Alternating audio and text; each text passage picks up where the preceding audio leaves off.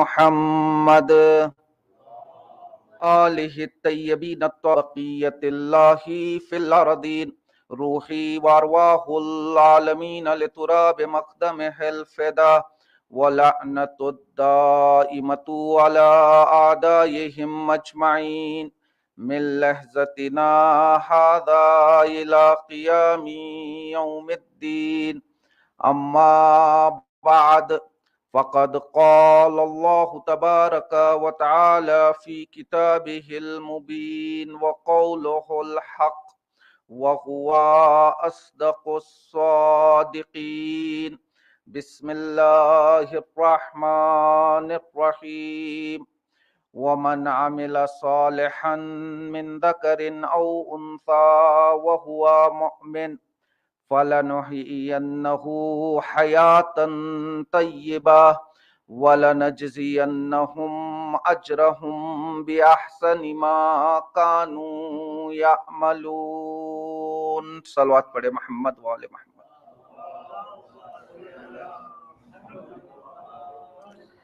اس عشرہ مجالس کی یہ ہماری 7ویں گفتگو اور موضوع گفتگو حیات طیبہ کی چابیاں۔ گزشتہ کچھ تقاریر میں ہم نے حیات طیبہ کی کچھ چابیوں کی طرف اشارہ کیا تھا اور یہ بتانے کی کوشش کی تھی کہ انسان اگر صرف یہ سوچ کر زندگی گزارے کہ میرے بدن میں لہو دوڑ رہا ہے، میرے اندر سانس باقی ہے، لہٰذا یہی میری زندگی ہے، تو ہاں یہ بھی زندگی ہے، یہ طبیعی زندگی ہے۔ انسان کو اس طبیعی زندگی کے ڈھانچے میں ڈھال کر اس لیے بھیجا گیا ہے تاکہ وہ اس دنیا میں آنے کے بعد حیات طیبہ کو حاصل کرے۔ اگر اس دنیا سے چلے گئے، حیات طیبہ حاصل نہیں کی، گویا ہم نے اپنے خلقت کے مقصد کو پورا نہیں کیا۔ دنیا ایسے تیسے گزر جائے گی، لیکن اس کے بعد جو اور مراحل ہمارے سامنے آنے والے ہیں، ہر مرحلے میں ہمیں دشواریوں کا سامنا ہوگا۔ خداوند عالم نے انسان کی ہدایت کے لیے انبیاء بھی بھیجے، امام بھی بھیجے، کتاب بھی بھیجی، اور ہمارے مذہب کا یہ طرۂ امتیاز ہے کہ امام گرچہ ہمارے غیبت میں ہیں، لیکن خداوند عالم نے ہماری قوم کی ہدایت کے لیے اجتہاد کا دروازہ کھلا رکھا ہوا ہے۔ لہذا انسان کی ذمہ داری یہ ہے کہ انسان اپنی پوری زندگی کو اللہ کے رسول کے ائمہ کے مراجع کے بتائے ہوئے راستے پر چل کر گزارنے کی کوشش کرے۔ اور ایسا بھی نہیں ہے کہ آج جو مسلمانوں کی حالت ہے اسی طرح سے ہم تاریخ میں تھے، نہیں، تاریخ میں ایک سنہرا دور ایسا بھی تھا کہ جہاں مسلمانوں کے علم کا چرچا تھا، ہر جگہ مسلمانوں کی حکومت چلا کرتی تھی، لیکن شاید کہیں نہ کہیں ایک تو دشمنوں کی سازش اور دوسرا ایسپیکٹ یہ ہے کہ ہم نے اپنی زندگی کی، اپنے علم کی، اپنے دین کی اہمیت کو صحیح طریقے سے نہیں پہچانا، تو بجائے اس کے کہ ہم اوپر تھے اور اوپر جائے، ہمارا نزول شروع ہوا، اور آج عالم اسلام میں مسلمانوں کی حالت دن بدن نیچے گرتی ہوئی چلی جا رہی ہے۔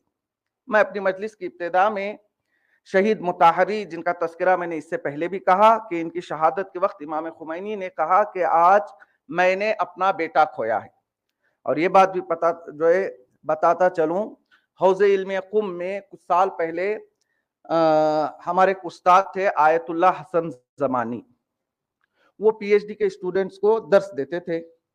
اب پہلا کلاس لینے ہماری کلاس میں بھی آئے، 4-5 لوگ تھے ہم لوگ۔ کلاس میں آتے ہی انہوں نے کہا میرا نام آپ نے کافی سنا ہوگا۔ ہم نے کہا ہاں، ہم نے آپ کا نام کافی سنا ہے، اور شوق تھا کہ آپ کب کلاس میں آئیں گے، آپ سے کچھ ہم علم لیں گے۔ انہوں نے کہا اگر میرے پاس پڑھنا ہے تو میری 2 کنڈیشنز ہیں۔ ہم طالب علموں نے پوچھا اچھا بتائیے آپ کی 2 کنڈیشنز، کہ پہلا دن ہے، نام بہت سنا ہے، آتے ہی کلاس میں وہ یہ کہہ رہے ہیں 2 کنڈیشنز ہیں۔ ہم نے کہا بتائیے کیا کنڈیشنز ہے۔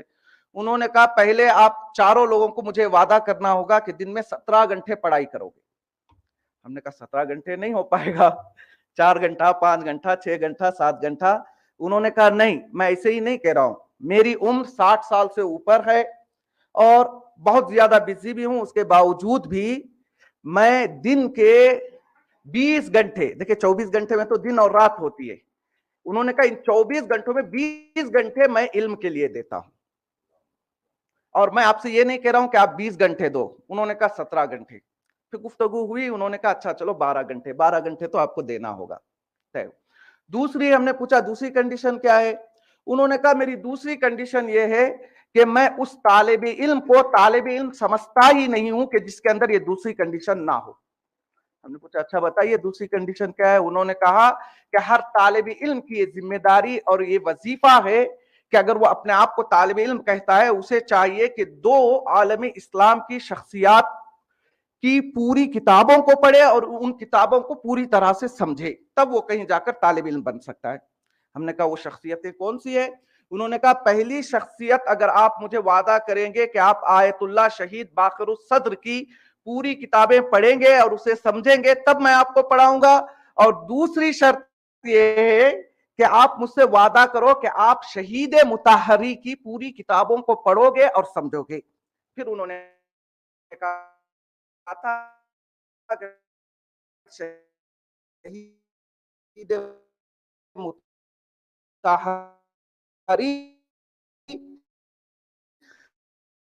اور شہید محمد باقر الصدر کی کہیں جا کر وہ ایک شہید مطہری، انہوں نے اپنی کہا کہ جب مسلمانوں کا ہر جگہ بول بالا تھا، ویسٹ کے لوگ جو جہالت کے اندھیروں میں 100 200 300 سال تاریخ میں ڈوبے ہوئے تھے، وہ لوگ شرق یعنی ہماری طرف سفر کرنا شروع کیا اور انہوں نے ہمارے علم کو ہم سے چھڑایا. ہم لوگ سوتے رہے. جس زمانے میں وہ آ کر ہماری گلیوں سے راستوں سے ہمارے قیمتی خزانے کو کوڑیوں کے بھاؤ میں لے کر جا رہے تھے، اس وقت مسلمان یہ سوچ رہا تھا کسی طرح سے یہ کتاب بک جائے، کچھ پیسہ میرے ہاتھ میں آ جائے.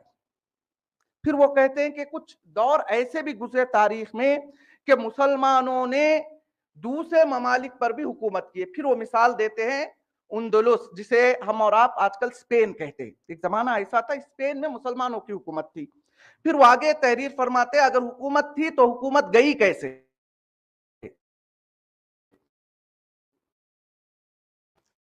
انہوں نے کہا کہ اسپین میں جو مسیحی اور کرسچنز رہا کرتا، طاقت مسلمانوں کی زیادہ ہے، اگر ہم مسلمانوں کے لیے وہ بھی چلی جائیں گی.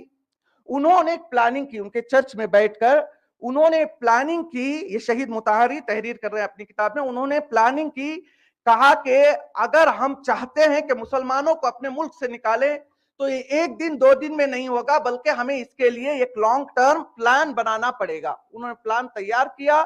اب انہوں نے کہا مسلمانوں کی حکومت ہے، ہم کرسچنز ہیں، ہم ان سے کہیں گے کہ ہم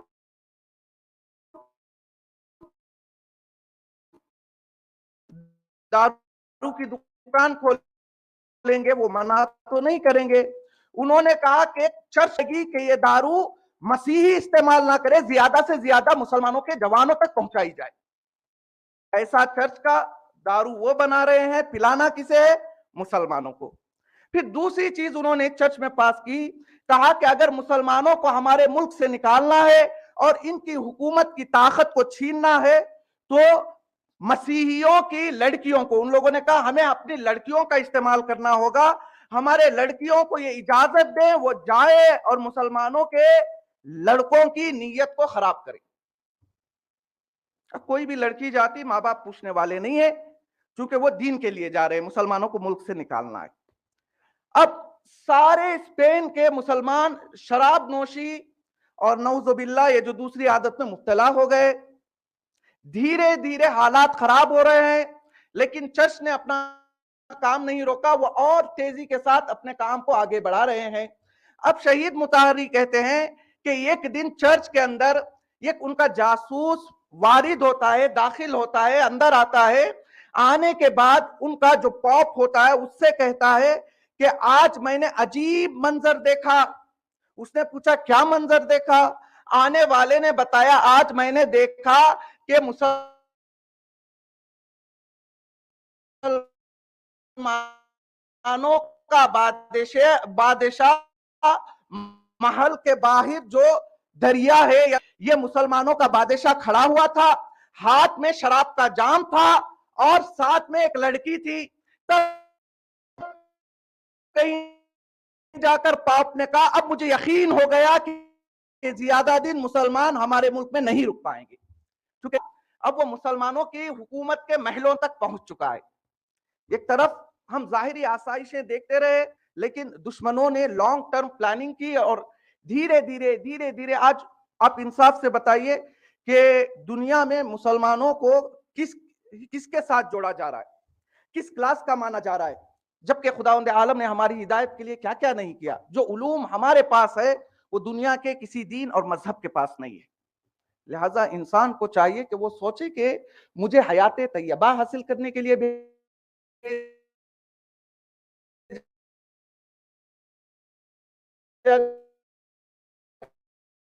گیا ہے، اور مجھے یہ کوشش حیات طیبہ کو حاصل کرنے کی کوشش کروں۔ گزشتہ اور کیس کی طرف اشارہ کیا تھا، آج ایک کی طرف اشارہ کریں گے انشاءاللہ، کل اپنی گفتگو کو دوسرے کی کے ذریعے سے شروع کریں گے۔ اور مجھے لگتا ہے اس چابی کی آپ کو زیادہ کچھ ضرورت ہے، چونکہ یہاں میں نے محسوس بھی کیا یہ چابی آپ لوگوں کے پاس کم ہے، لہٰذا میں نے کہا کہ پہلے یہ گفتگو ہو جائے، پھر اس کے بعد دوسرے موضوع کی طرف جاتے ہیں۔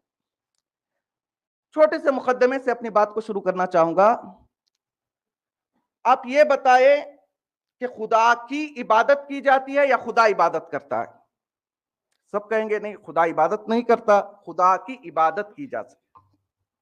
اگر میں آپ سے پوچھوں خدا ذکر کرتا ہے تو آپ کہیں گے نہیں، بندوں کا یہ وظیفہ ہے کہ وہ خدا کا ذکر کرے، خدا کی یہ ریسپانسبلٹی یا اس کا وظیفہ نہیں ہے کہ وہ اپنے آپ کا ذکر کرے۔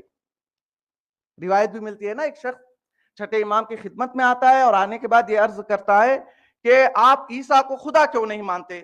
چھٹے امام نے سمجھانے کی کوشش کی کہ عیسیٰ خدا نہیں تھے، وہ مانا نہیں۔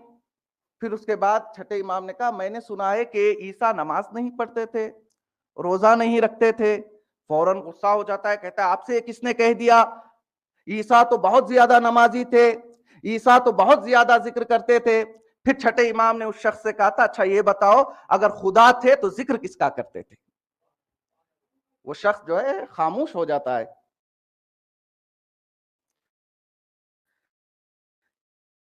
لہذا خدا ذکر نہیں کرتا،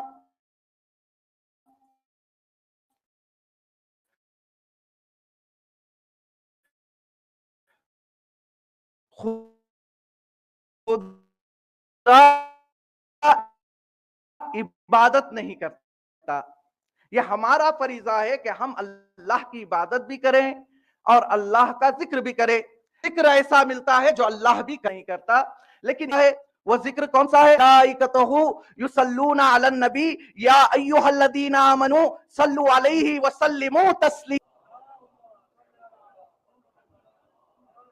اللہ ایک ذکر کرتا ہے، یہ ایسا ذکر ہے کہ جس میں اللہ بھی شامل ہے، اللہ کے ملائکہ بھی شامل ہیں، بندے بھی شامل ہیں۔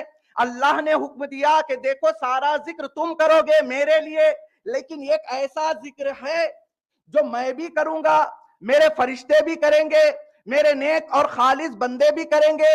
وہ ذکر ہے محمد اور آل محمد پر درود پڑھنا۔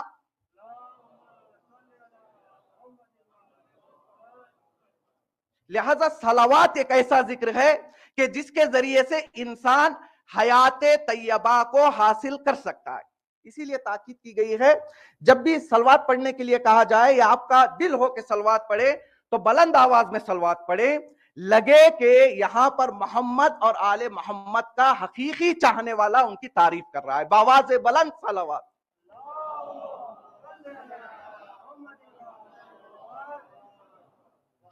ایران کے ایک عارف تھے جن کا نام آغائے دولابی تھا، وہ اپنی کتاب میں تحریر فرماتے ہیں کہ صلوات ایک ایسا ذکر ہے کہ جس کے اندر پورے اصول دین سمائے ہوئے ہیں۔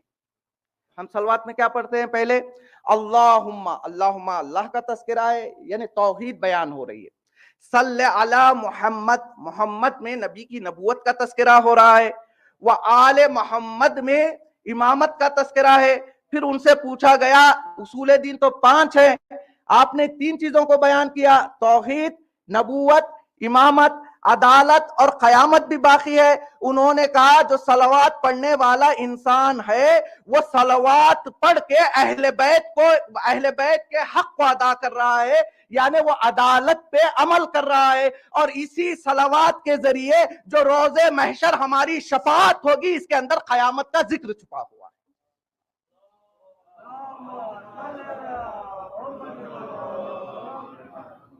اگر آخرت چاہیے تو کثرت کے ساتھ صلوات پڑھیں، اگر اس دنیا کے فوائد بھی چاہیے تو کثرت کے ساتھ صلوات پڑھیں.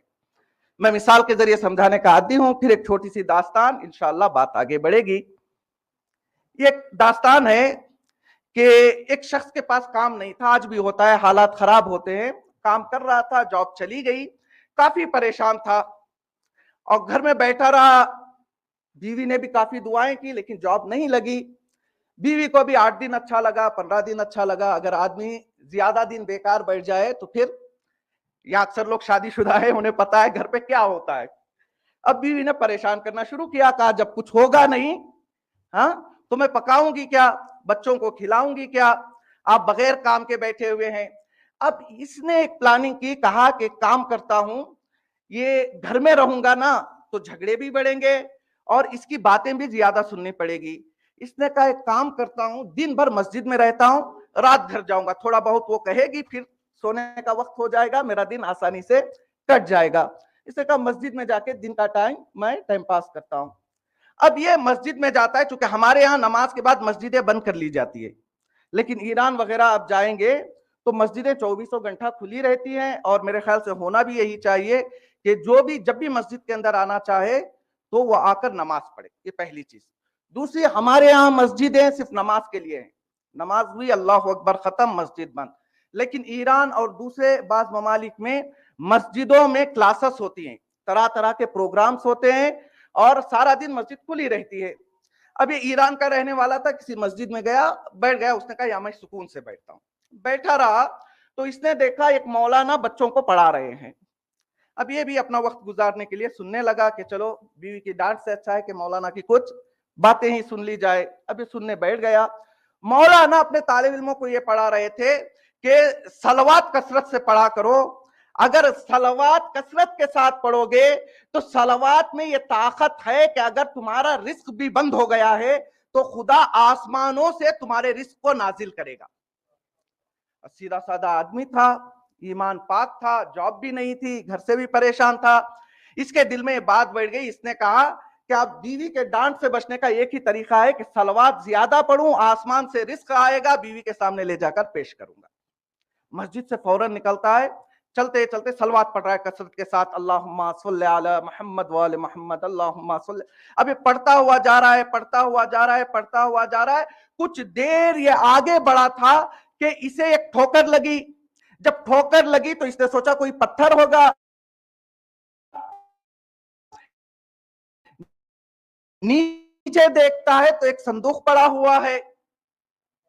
اب اس نے صندوق کو اٹھایا. صندوق کیا دیکھتا ہے کہ اس میں طرح طرح کی بات آئی. میں نے صدقے دل کے ساتھ آج نیت کی تھی، میں نے صلوات پڑھا تو خدا نے میرا انتظام کر دیا. لیکن کچھ دیر کے لیے سوچا نہیں یہ خدا کا دیا ہوا نہیں ہو سکتا. مولانا نے کہا تھا کہ صلوات پڑھو گے آسمان سے رزق آئے گا، یہ تو زمین سے مل رہا ہے، یہ میرا رزق نہیں ہے. یہ چھوڑ دیتا ہے. سارا دن ایسے ہی گھومتا رہا. پھر صلوات پڑھتے ہوئے گھر کے اندر گیا. جانے کے بعد بیوی نے پوچھا آج کیا کیا؟ آج بھی بیکار گئے تھے، بیکار واپس آئے. اس شخص نے کہا نہیں، آج ایک عجیب بات ہوئی. میں مسجد گیا تھا، مولانا درس دے رہے تھے، انہوں نے کہا صلوات میں بہت زیادہ طاقت ہے، اور میں نے پڑھا، راستے میں ایک صندوق ملا، میں چھوڑ کر آیا. بیوی نے سر کو پکڑا، کہا کتنے بڑے بیوقوف آدمی ہو، بڑی مشکل سے غربت کا دروازہ بند ہو رہا تھا، امیری کا دروازہ خدا ہمارے لیے کھولنا چاہ رہا تھا، اور تم نے اپنی بیوقوفی کی وجہ سے اس چانس کو گوا دیا. اب ملتا ہے کہ اسی کے پڑوس میں ایک یہودی اور اس کی بیوی رہا کرتے تھے. انہوں نے ان کی باتوں کو سنا. اس شخص نے کہا کہ یہ تو بیوقوف ہے مسلمان، اس سے پہلے کہ اس کی بیوی وہاں جا کر وہ صندوق لے لے، چلو ہم دونوں جاتے ہیں، جانے کے بعد صندوق کو ہمارے اختیار میں لے لیتے ہیں. بتائی ہوئی جگہ پر ایک یہودی جو سن رہا تھا، اس کا پڑوسی، وہ اور اس کی بیوی پہنچتے ہیں. صندوق کو اٹھا کر چھپا کر بڑی حفاظت کے ساتھ گھر میں لاتے ہیں. صندوق کھولتے ہیں تو کیا دیکھتے ہیں کہ اس میں کیڑے बिच्छू सांप पड़े हुए हैं। इन लोगों ने कहा अच्छा ये मुसलमान इतना चालाक है, इसे पता था कि हम इनके घर की बातें छुप छुप कर सुनते हैं, लिहाजा ये इनकी प्लानिंग होगी, ये हमें मारना चाहता है। जिस हथियार से ये हमें मारना चाहता है हम उसी हथियार से इस मुसलमान को और उसकी बीवी को मारेंगे। ये छत पर चढ़ता है, क्योंकि पुराने जमाने में पक्की जो है छतें नहीं होती थी, खपरेल हुआ करती थी। शायद आप लोगों ने देखा होगा, यहां भी होती होगी कि वो हिटाने से थोड़ी सी जगह बन जाती थी। अब ये ऊपर जाता है, जाने के बाद कहता है कि इन्होंने मुझे सांप और बिच्छू तैयार किए थे मारने के लिए, लिहाजा मैं इनका हथियार इन्हीं पर आजमाऊंगा। अब ये है डाल तो सांप और बिच्छू रहा है, उसके घर में हीरे और मोती गिर रहे हैं। वो इंसान कहता है मैंने तुमसे नहीं कहा था, मौलाना ने कहा था अल्लाह आसमान से रिस्क देगा, मैंने सलवात पढ़ी, देखो हमारा रिस्क आसमानों से आ रहा है।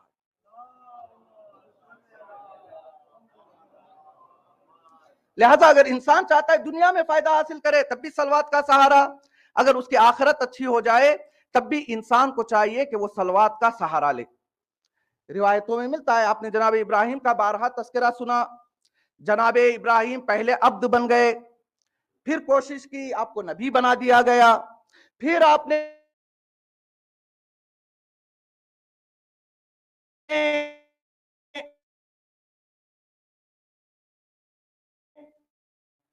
कोशिशें जारी रखी तो आपको रसूल बना दिया गया, फिर आपने कोशिशें जारी रखी तो आपको इमामत का दर्जा भी।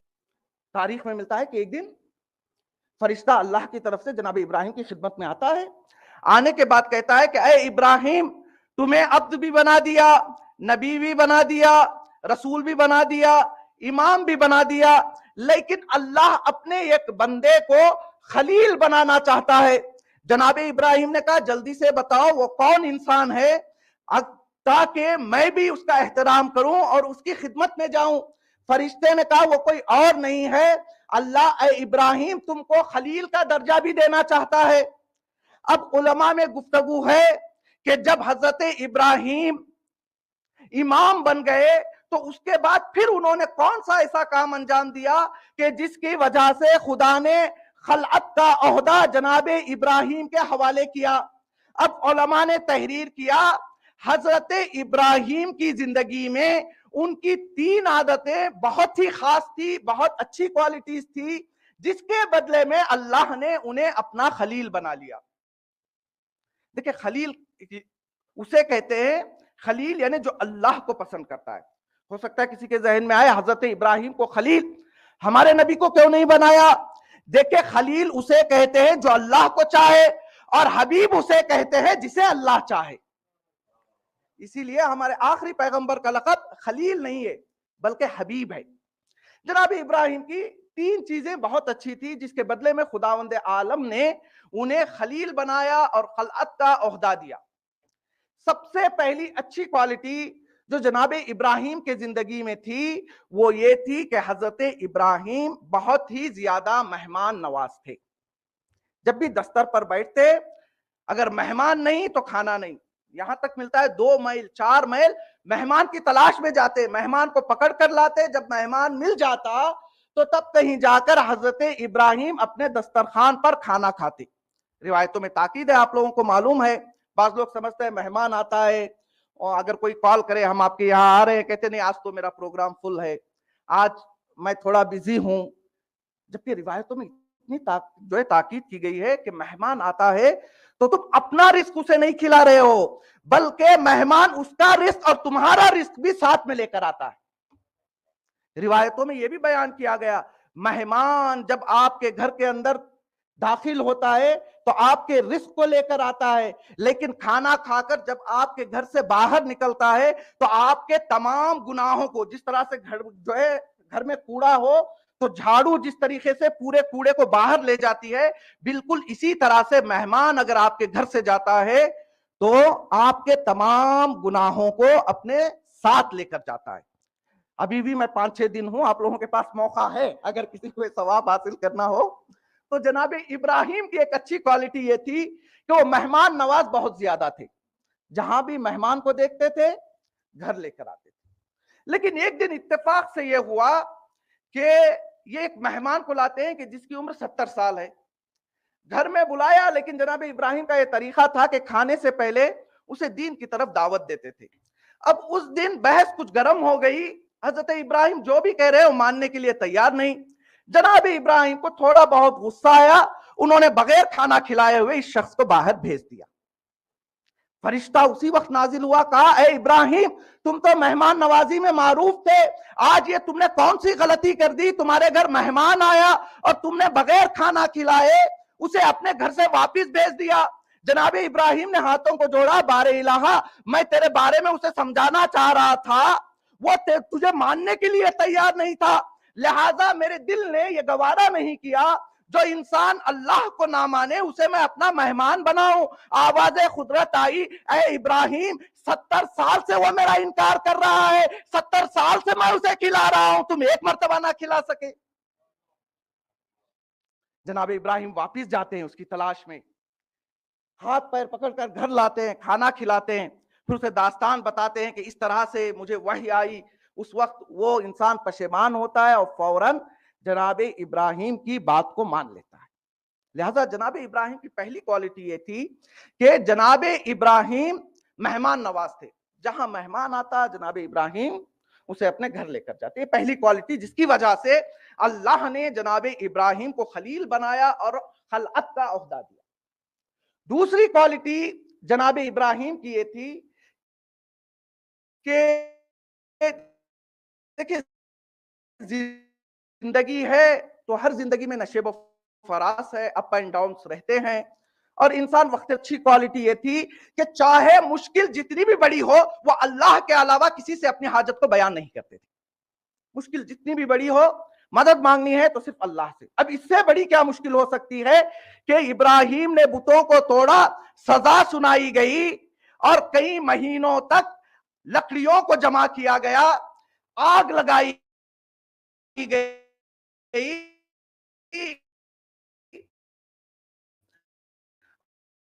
اور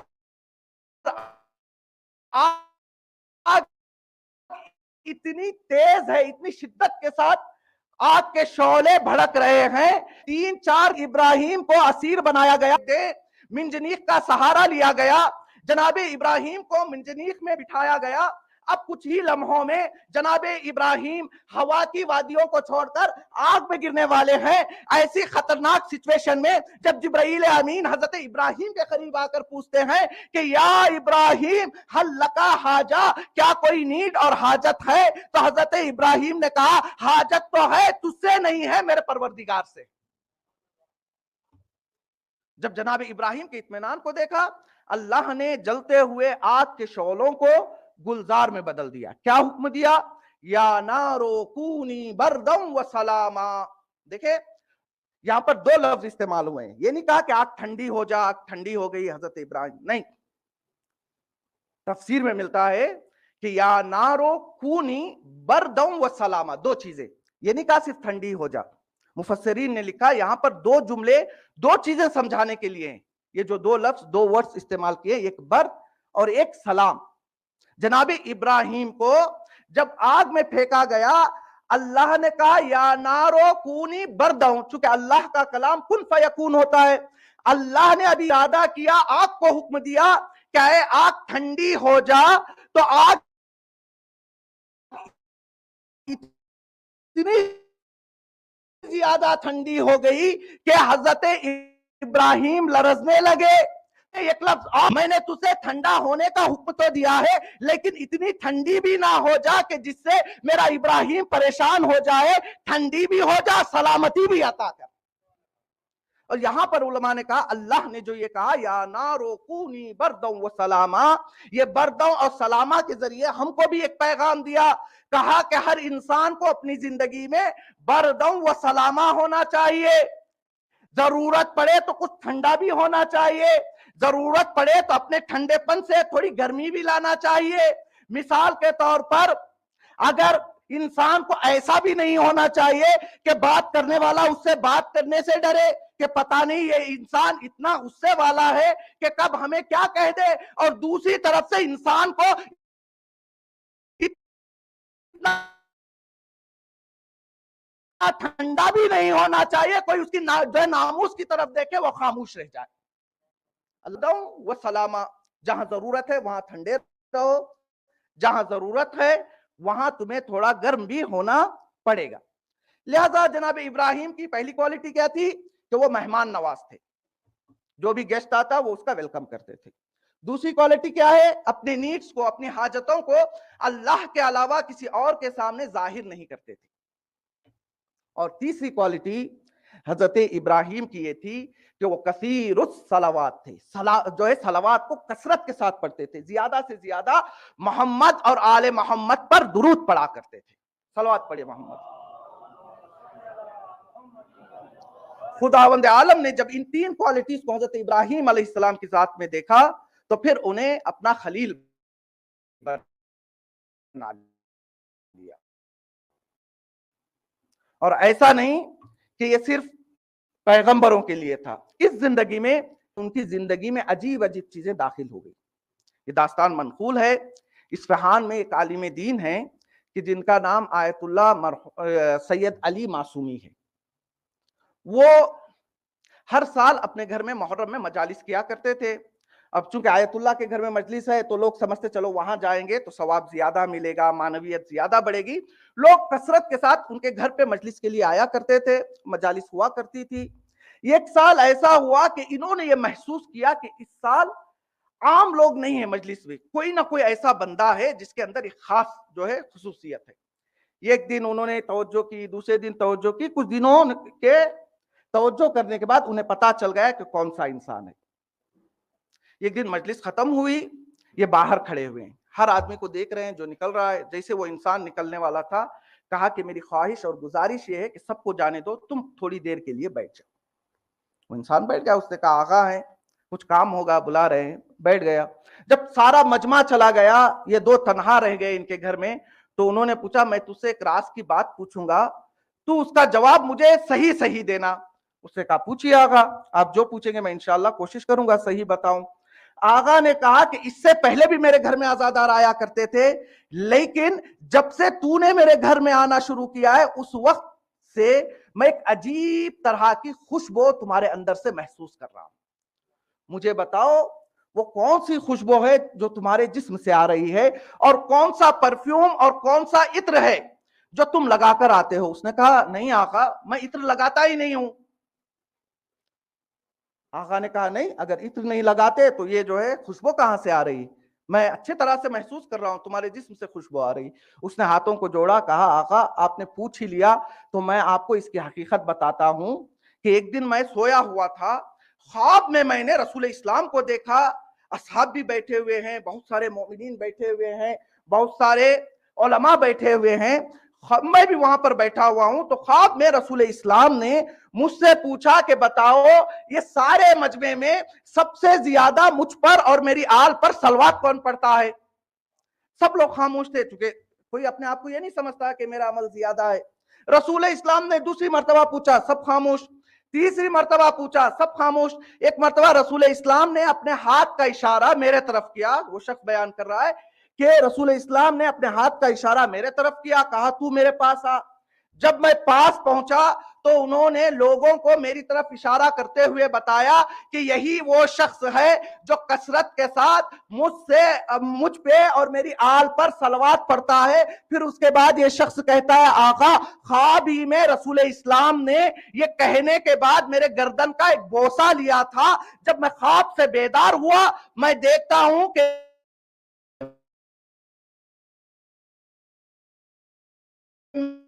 میرے اندر عجیب سی خوشبو آ رہی ہے۔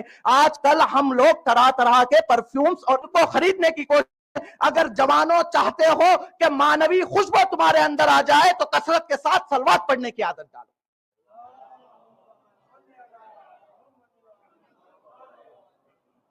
اگر کثرت کے ساتھ کوئی صلوات پڑھے گا تو پھر اس کی یہ زندگی بھی کامیاب ہو جائے گی، جب اس دنیا سے جائے گا تب بھی اس کی زندگی حیات طیبہ رہے گی۔ دامن میں زیادہ گنجائش نہیں ہے، دو تین باتیں پھر انشاءاللہ رکھتے مسائل۔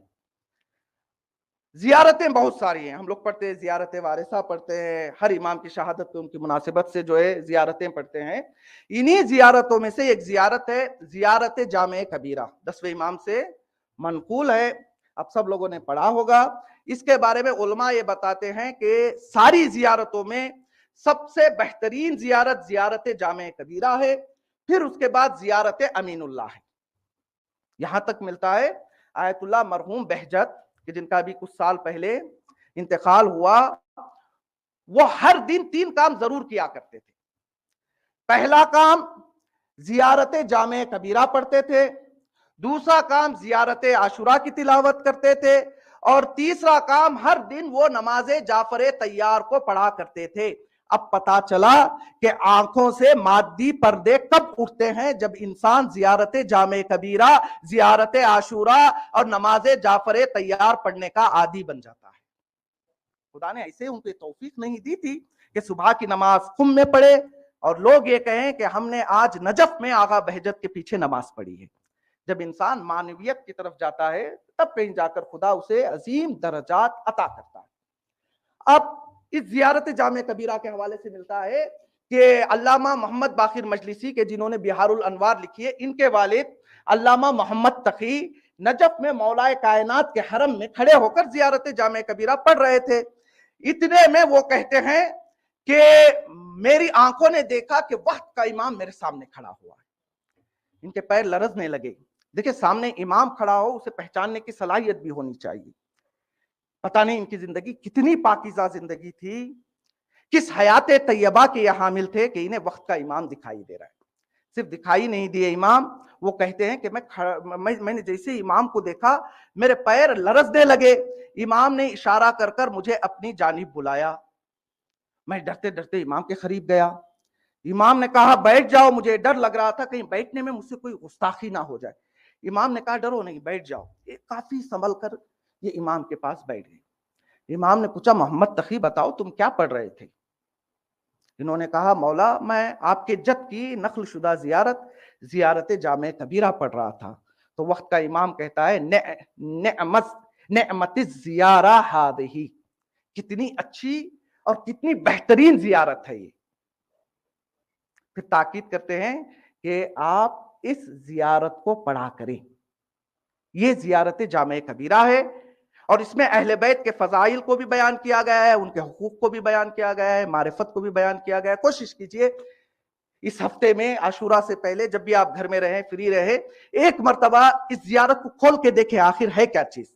یقین مانیے آپ ایک مرتبہ پڑھیں گے تو پھر آپ کو لطف آنے لگے گا، پھر آپ چاہیں گے کہ ہر دن اس زیارت کو پڑھیں۔ اس زیارت کا صرف ایک جملہ پیش کروں گا چونکہ دامن وقت میں گنجائش نہیں۔ اس زیارت میں ایک جملہ یہ ہے کہ الحمدللہ الذی جعل صلواتنا علیکم طیبا لخلقنا وطہارتا لانفسنا وکفارتا لذنوبنا۔ اس زیارت میں 10ویں امام اللہ سے یہ کہہ رہے ہیں بار الہ تیرا شکر ہے، تیرا حمد ہے کہ تو نے ہم کو اہل بیت پر صلوات پڑھنے والوں میں قرار دیا۔ چونکہ جو بھی اہل بیت پر صلوات پڑھتا ہے اس کو 3 فائدے حاصل ہوتے ہیں۔ طیباً لخلقنا، اس کی خلقت پاک و پاکیزہ ہو جاتی ہے، اندر کوئی برائی باقی نہیں رہتی ہے۔ طہارتاً لانفسنا، اس کی سول پیوریفائیڈ ہو جاتی ہے۔ وہ کفارتاً لذنوبنا، اگر کوئی صلوات کے ساتھ جو ہے کثرت کے ساتھ صلوات کو پڑھتا ہے تو یہ صلوات اس کے گناہوں کے کفارے کا کام کرتی ہے۔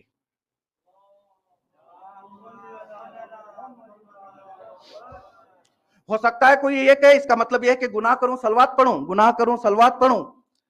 نہیں، دیکھیں انسان سے بھولے سے انسان ہے، کبھی گناہ ہو جاتا ہے، ایسا بھی نہیں ہے کہ گناہ ہوتا نہیں ہے۔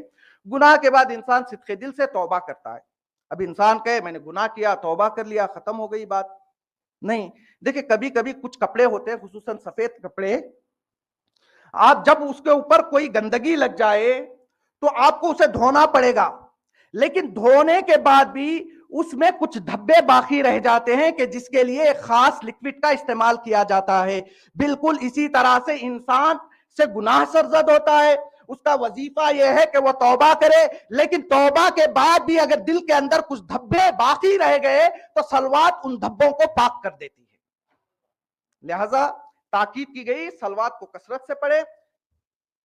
कुरान में भी खुदा ने कहा इन अल्लाह और मलाइकतो, अल्लाह भी सलवात पढ़ता है, मलाइका भी सलवात पढ़ता है, जो है पढ़ते हैं। उसके बाद क्या कहा, या अय्युहल्लदीना आमनू, ऐ वो जो ये क्लेम करते हो कि हम ईमान ले आए, ऐ मोमिनो, अब तुम्हारा वजीफा भी है। क्या वजीफा है, सल्लू अलैहि वसल्लिमू तस्लीमा, मोहम्मद और आले मोहम्मद पर, तफसीर में बयान किया गया मोहम्मद का नाम है, मोहम्मद और आले मोहम्मद पर सलवात कसरत के साथ पढ़ते रहो। अब यह छठे इमाम की एक रिवायत, छठे इमाम से किसी ने पूछा मौला मैं कसरत के साथ जो है सलवात पढ़ रहा हूं, क्या मुझे पूरा सवाब मिल जाएगा?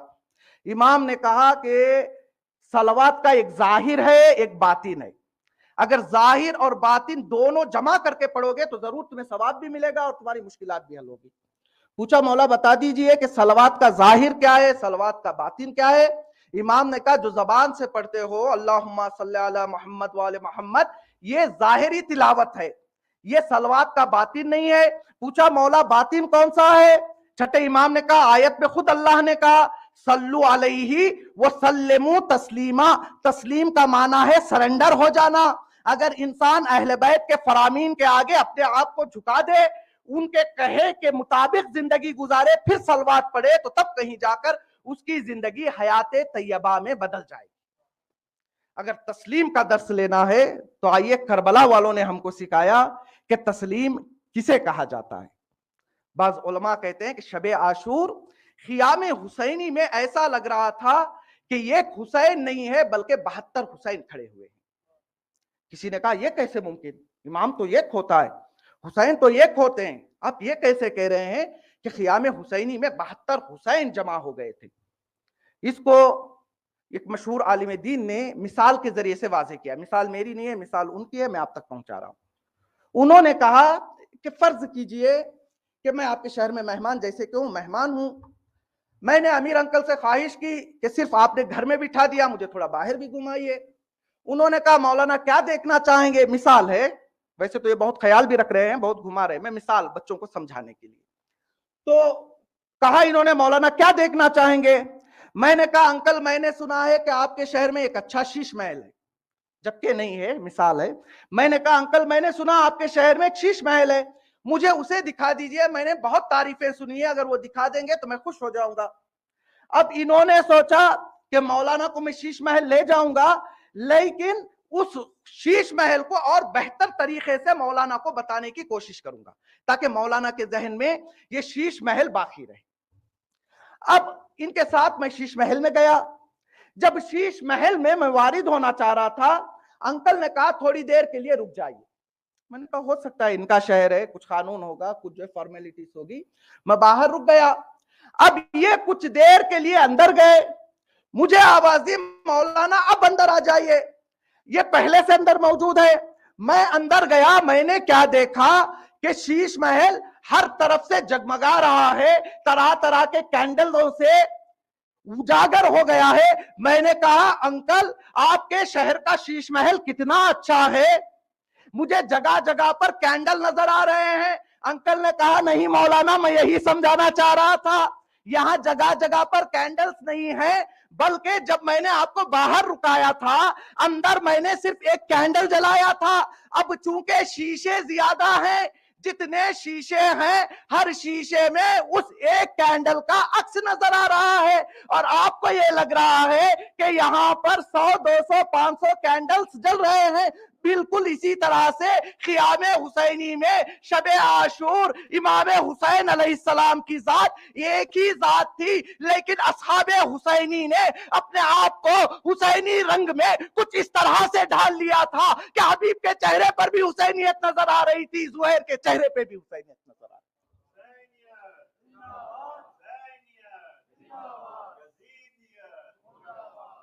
करबला के बड़े तो बड़े, करबला का हर बच्चा हुसैनी रंग में ढला हुआ था।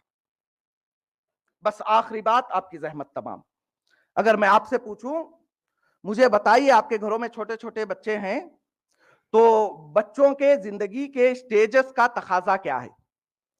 देखिए हमारी जबान से ज्यादा जो कुरान की जबान है वो दकीक जबान है।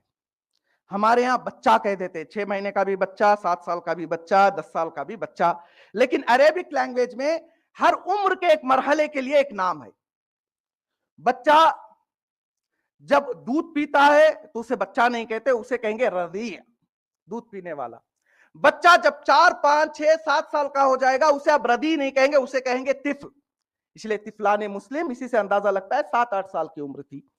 بچہ جب اور بڑا ہو جائے گا، بلوغ سے پہلے 12 13 سال کی عمر میں پہنچتا ہے تو عربک لینگویج میں اسے غلام کہا جاتا ہے. اسی لیے جب جناب قاسم جا رہے تھے، امام حسین نے کہا قد برز الیکم غلام. لیکن جب انسان بالغ ہو جاتا ہے، 18 19 20 کے مرحلے میں پہنچ جاتا ہے تو عربک میں ایسے انسان کی عمر کو بتانے کے لیے شاب یا شباب کا لفظ استعمال کیا جاتا ہے. جب انسان کی ڈھلنے لگے اور ایک پورا پختہ مرد بن جائے، دیکھیں ہمارے 18 سال کو بھی جوان، 30 کو بھی جوان، 40 کو بھی جوان نہیں، 18 سے 25 24 تک یہ شاب ہے، شباب ہے. اس کے بعد یہ رجل بن جاتا ہے، آدمی بن جاتا ہے. پھر جب آدمی کی طاقت ٹوٹنے لگے، بڑھاپے کی منزل میں آنے لگے، تو اب ایسے انسان کو عربک میں شیخ کہا جاتا ہے. تو اب آئیے دیکھتے ہیں یہ جو زندگی کے مرحلے میں نے بتائے، اس میں انسانی تقاضا کیا ہے. 6 مہینے کا بچہ رضیع ہے تو اس کا تقاضا یہ ہے کہ اسے وقت پر کھانا چاہیے. ماں نہیں دکھے گی تو وہ رو کر، اس کا ہتھیار ہوتا ہے رونا، وہ رو کر اپنے ماں کو بلاتا ہے. ماں سامنے ہو تو وہ سمجھتا ہے پوری دنیا میرے ساتھ ہے، پھر کسی کی اسے فکر نہیں ہوتی ہے. لیکن جب بچہ ماں کی گودی سے نکل کر 5 6 سال کا ہوتا ہے تو اب بچہ ماں کے گود میں رہنا پسند نہیں کرے گا، وہ ہر وقت تماشے کی تلاش میں نکلے گا. جہاں آواز نکلی ادھر بھاگا، ادھر آواز نکلی ادھر بھاگا، اسے تماشا دیکھنا پسند ہے. جب یہ مرحلہ گزرتا ہے، انسان 12 13 سال کے جو ہے مرحلے میں گزرتا ہے تو اب انسان طرح طرح کے سوالات کرتا ہے، ہر چیز کو سمجھنا چاہتا ہے. یہ ایسے کیوں ہے، وہ ویسے کیوں ہے، انہوں نے ایسے کیوں کہا. جب یہ مرحلہ بھی گزرتا ہے، انسان جوانی کے دہلیز پر اپنے قدموں کو رکھتا ہے تو اب انسان سوالوں کو بھی بھول جاتا ہے، ماں کا بھی کم خیال آتا ہے. اب اسے پسند ہے کہ میں رہوں، میرا آئینہ رہے. ہمیشہ اس کے بالوں کا خیال، اس کے لباس کا خیال، اور تلاش رہتی ہے کہ کہیں سے اسے اس کا ساتھی مل جائے. یہ انسانی تقاضا اور نیچر ہے. جب اس مرحلے سے انسان گزرتا ہے، 30 سال کو پار کرتا ہے تو اب انسان کو یہ سمجھ میں آ جاتا ہے جس چیز کے پیچھے جا رہا تھا وہ اتنی بھی اہمیت کے حائل نہیں ہے. اب انسان ذمہ دار بن جاتا ہے، اسے فکر ہوتی ہے بچوں کو کیسے غذا پہنچاؤں، بیوی کی ذمہ داری کیسے پوری کروں، اور صرف اپنے گھر کی نہیں بلکہ اسے یہ بھی خواہش پیدا ہو جاتی ہے کہ مجھے لوگ عزت کی نظروں سے دیکھیں، مجھے کوئی پوسٹ مل جائے، مجھے کوئی بلانے کے لیے کوئی لقب مل جائے. انسان اسی ذمہ داری میں اتنا محو ہو جاتا ہے، اسے پتہ نہیں چلتا کب بڑھاپا آ گیا. اب انسان کی کمر جھکنے لگتی ہے. جب انسان کی کمر جھکنے لگتی ہے، ساری چیزوں کو بھول جاتا ہے. اب انسان کو سہارے کی تلاش رہتی ہے، کہیں سے کوئی مجھے سہارا مل جائے. یہ عام دنیا کے لوگوں کی خصوصیات ہے. انہی سٹیجز کو آئیے کربلا میں دیکھنے کی کوشش کرتے ہیں. دنیا کا عام رضیع اور چھوٹا بچہ ماں کی آغوش کو پسند کرتا ہے، لیکن کربلا کا ننھا مجاہد علی اصغر جب باپ کی آواز استغاثہ سنتا ہے تو اپنے آپ کو گھوڑے سے جو ہے جھولے سے گرا دیتا ہے. دنیا کے عام بچے تماشے میں محو ہو جاتے ہیں، لیکن یہ زینب کے اون و محمد ہیں، تماشا دیکھنے کی عمر میں اپنے ماموں عباس سے ہنر جنگ کو سیکھ رہے ہیں. دنیا کے بچے 12 13 سال کی عمر میں طرح طرح کے سوالات کرتے ہیں، لیکن یہ حسن کا لال قاسم ہے. جب امام نے ان سے سوال کیا بیٹا تمہارے نظر میں موت کیسی ہے، قاسم نے جواب دیا یا امی الموت عندی احلی من العسل، اے چچا جان میرے نزدیک موت شہد سے زیادہ شیرین ہے. اور جب دنیا کے نوجوان عشق کی تلاش میں نکلتے ہیں تو اس وقت علی اکبر کو حق کی تلاش ہے. علی اکبر نے پوچھا تھا نا بابا کیا ہم حق پر ہیں؟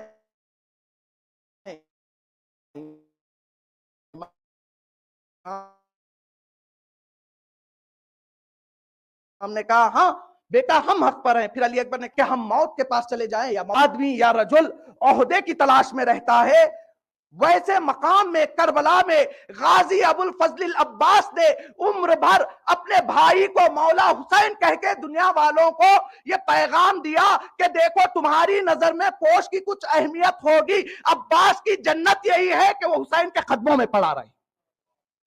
اور جس عمر میں لوگ سہارے کی تلاش میں نکلتے ہیں، بچوں کا گلا کرتے ہیں، ادھر شادی ہوئی وہ چلے گئے انہوں نے دیکھا نہیں، اس عمر میں حسین ہے جو صبح عاشور سے لے کر عصر عاشور تک لاشے پہ لاشا لا رہا ہے۔ شب عاشور طے ہو گیا تھا، شہداء کی فہرست بھی تیار ہو گئی، سب کو پتا ہے، امام نے کہہ دیا تھا جس کو جانا ہے جانے جو ہے وہ جا سکتا ہے، کوئی گیا نہیں۔ شہداء کی ساری فہرست تیار ہوئی، امام نے ایک ایک شہید کے نام کو بیان کرنا شروع کیا۔ جیسے ہی شہید کا نام لیا جا رہا ہے، شہید کے چہرے پر مسکراہٹ ہے، لیکن اسی اثنا میں ایک حسن کا یتیم ہے جو مایوس بیٹھا ہوا ہے۔ ماں نے پوچھا اے بیٹا قاسم کیا ہوا؟ کہا اماں جان چچا نے شہداء کے نام اعلان کیے لیکن آپ کے بیٹے کا نام شہداء کی فہرست میں داخل نہیں ہے۔ فروا نے کہا بیٹا جاؤ جا کر چچا سے بات کرو۔ قاسم چچا کے پاس گئے، کہا چچا مجھے بھی شہداء کی فہرست میں شامل کریں۔ روایت بتاتی ہے امام نے قاسم کو اپنے قریب بلایا، کافی دیر تک قاسم کے گلے لگے، پھر کہا ہے بیٹا قاسم میں تجھے مرنے کی اجازت کیسے دے دوں؟ ارے تیرے جسم سے مجھے بھائی کی خوشبو محسوس۔ قاسم پھر واپس گئے، یہی حال 2-3 مرتبہ رہا۔ جب قاسم مایوس ہو کر خیمے میں بیٹھ گئے، ام فروا کو یاد آیا کہ وقت شہادت امام حسن نے ایک تعویذ جناب قاسم کے بازو پر باندھا تھا اور کہا تھا اے فروا جب کبھی مصیبت کا وقت آئے تو اس تعویذ کو کھول کر دیکھ لینا۔ فروا نے کہا اس سے زیادہ مصیبت کا وقت کیا ہو سکتا ہے کہ زہرا کا ماجایا دشمنوں کے درمیان گرا ہوا ہے۔ فروا نے تعویذ کھولی، ایک ہاتھ پہ تعویذ کو لیا، دوسرے ہاتھ پہ قاسم کا ہاتھ پکڑا، جناب زینب کی خدمت میں گئی، کہا اے بی بی یہ آپ کا بھتیجا ہے، یہ آپ کے بھائی کی تعویذ ہے، ذرا بھائی حسین کو دے دیجئے۔ جناب زینب مولا حسین کے قریب آتی ہے، تعویذ کو دیتی ہے۔ ایک مرتبہ امام نے جیسے ہی تعویذ کو دیکھا کہا انا للہ وَإِنَّا إِلَيْهِ رَاجِعُونَ۔ تاریخ بتاتی ہے مولا نے پوچھا ہے بیٹا قاسم موت کی جو اتنی جلدی ہے ذرا مجھے بتاؤ موت کیسی ہے؟ بچے نے کہا چچا جان میری نظر میں موت شہد سے زیادہ شیرین ہے۔ اب امام نے اپنے بھتیجے کا جواب سنا، دونوں چچا بھتیجے کچھ دیر تک گلے لگ کر گریا کرتے رہے۔ تاریخ بتاتی ہے دونوں نے اتنا گریا کیا کہ دونوں پر غشتاری ہو گیا۔ اب مجھے پتا نہیں جب کوئی بے ہوش ہوتا ہے اسے ہوش میں لانے کے لیے پانی کی ضرورت ہوتی ہے، جب میرا مولا حسین غش میں گیا ہوگا تو میرے مولا کو کیسے ہوش میں لایا گیا ہوگا۔